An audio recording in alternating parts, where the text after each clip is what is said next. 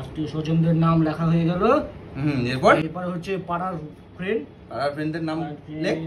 রাজা, সৌরভ, তারপরে হচ্ছে সুমন, তারপরে হচ্ছে সন্দীপ। ঠিক আছে, পাড়ার বন্ধুটা হয়ে গেল। এবার ক্লোজ ফ্রেন্ড। পাড়ার বন্ধু হয়ে গেল, ক্লোজ ফ্রেন্ড। আচ্ছা, এবার ক্লোজ ফ্রেন্ড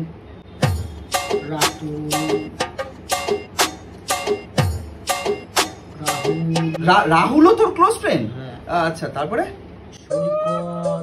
সৈকত। হ্যাঁ ভাই, সৈকত হয়ে গেল। হ্যাঁ ভাই, তোর বিবাহ বার্ষিকীটা কত তারিখে? এই তো পরের মাসের 3 তারিখে। 3 তারিখে আমি থাকতে পারবো না ভাই। তুই আমার বিবাহ বার্ষিকীতে থাকতে পারবি না?